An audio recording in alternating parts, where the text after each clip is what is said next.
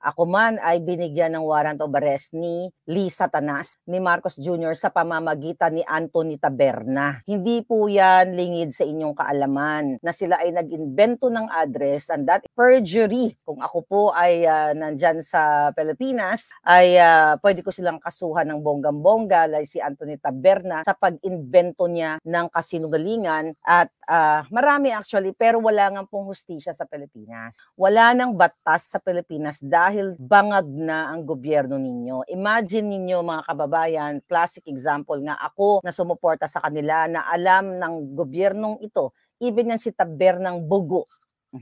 Alam niya sa sarili niya na ako'y nakatira sa US. Pero ibig sabihin, gumawa sila, nag-invento sila ng kwento para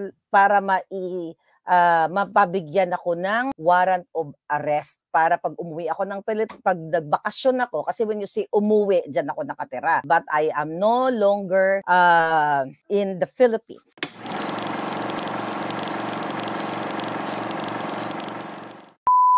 Kawawa talaga yung mga Pilipinong walang koneksyon o mga ordinaryo na bibigyan na lang ng kaso ng kanilang mga kalaban na may koneksyon sa gobyerno o mga bataan ni Marcos Jr. At sana matuto din kayong ipaglaban ang inyong karapatan, ang inyong constitutional rights na hindi tayo basta-bastang magpapasindak na lang o magpapatakot na lang dito sa gobyernong bangag. Ngayon mga kababayan, yung warrant of arrest na yon, dahil ulitin ko, ako man ay binigyan ng warrant of arrest ni Lee Satanas, ni Marcos Jr. sa pamamagitan ni Anthony Taberna. Hindi po yan lingid sa inyong kaalaman na sila ay nag-invento ng address and that perjury. Kung ako po ay nandyan sa Pilipinas, ay pwede ko silang kasuhan ng bonggang-bongga like si Anthony Taberna sa pag-invento niya ng kasinungalingan at marami actually pero wala nga pong hustisya sa Pilipinas. Wala nang batas sa Pilipinas dahil bangag na ang gobyerno ninyo. Imagine ninyo mga kababayan, classic example nga ako na sumuporta sa kanila na alam ng gobyernong ito, even yan si Tabernang Bugo, alam niya sa sarili niya na ako'y nakatira sa Pilipinas.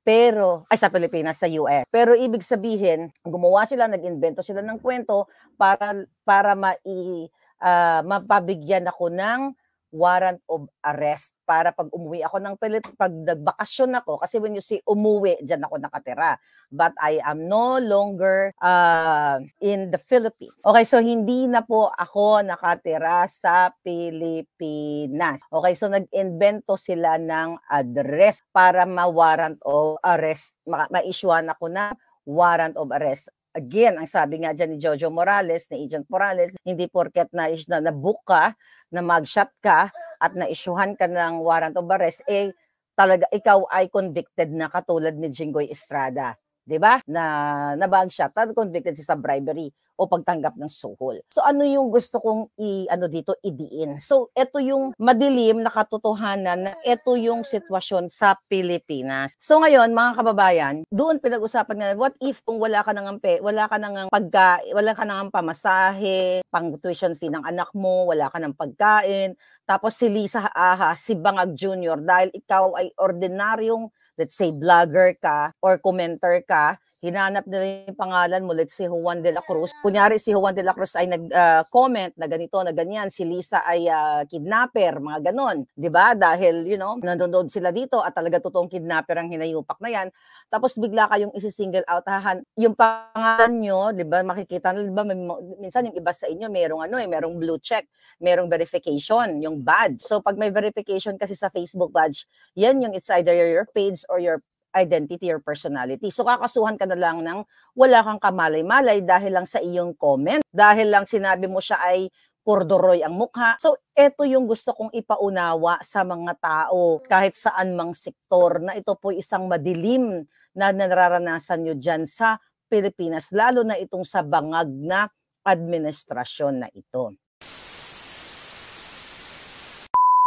At sabi ko nga, hindi ko alam kung 1, 2, 3 o 1,000,000 warrant of arrest ang meron ako sa Pilipinas dahil nga gustong-gusto nga akong ipagurgur ni Lisa at ni Marcos Jr. Ulit-ulitin ko, na-report ko na po sila yan sa local authorities at na-report ko na rin sila sa FBI. So ngayon, ang sinasabi natin dito, ganito po katalamak. Ginawa nila kay Morales, ginawa nila sa akin, gagawin nila even kay Pastor Queboloy, 'di ba? Yung mga lumang kaso, hinalungkat nila. Talagang nakakagalit itong hinayupak na to. So ngayon, ito mga nangyayari sa Bamban mayor na ito, yung kesyo hindi niya matandaan kung saan ba siya ipinanganak, birth certificate, mga dadada, hindi ko yun tinutukan. At later on, sinasabi ni Kuting na never, lahat daw ng tao sa Tarlac, kilala niya, pero hindi daw niya matandaan na itong taong ito ay, taga Tarlac, mga ganon. Pero may mga lumalabas sa pictures na nakasama at sinuportahan niya sa campaign, di ba?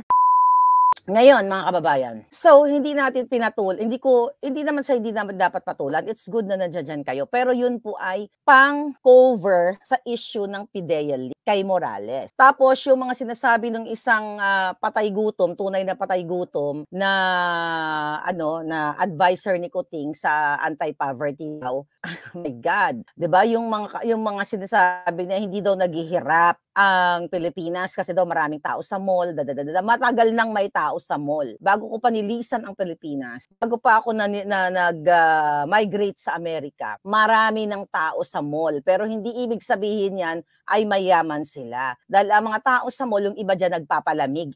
Isa ako doon, maaring isa sa inyo. Kahit wala kayong pera, kung gusto nyong pumasok sa mall, lalo na ngayon mainit sa Pilipinas, kaya yung mga taong yan nasa mall kasi dahil sa sobrang init ng panahon, ang karamihan walang air condition sa kanilang bahay. So, pumupunta sila sa mall. At ngayon, ang gusto kong sabihin dito sa VOVO na tunay na patay gut, okay? Siya ay talagang karapat-dapat lang talaga na tinanggalan ng lisensya dahil saan ka nakakakita? Hindi daw naghihirap, kathang isip lang daw ng Pilipinas o gawa-gawa o haka-haka lang ng mga Pilipino na kayo ay naghihirap. Yun naman pala eh. Bakit nag-spend pa ang gobyerno sa jutang ginines na VOVO na yan? Diyan sa anti-SAR niya, anti-poverty eklabush na kung wala palang mahirap na Pilipino. Imagine mo? Kita mo, kasi gusto nilang i-cover up yung PIDEA leaks. Ganito yung mga bangag. Ganito yung mga taong contaminated or under the influence of pulburon, under the influence of pinagbabawal, na ang tingin nila, sila ay matino, tayo ay hindi matino, yung common tao. Sa tingin nila, yung mga naghihirap na Pilipino, lahat, hirap na mga OFW, kayo ay mayaman. Well, we all know na ito ay cover up. We all know na ito ay pangbangag lamang. Kasi nga, talagang bagsak na itong si Marcos Jr. kasi international. Sabi ko nga, alam na ng taong bayan na itong bangag na si Marcos Jr. ay talagang pulboronic. Alright? Di ba mga kababayan? Lalaban lang tayo. Sa ngalan ng katotohanan, this is your fair lady Maharlika, hindi magwawagi ang bangag na gobyernong ito. Andito ako, instrumento na ginamit ng Diyos para i-expose lahat ng kababuyan at kasamaan at kaitiman ng gobyernong bangag. Thank you so much.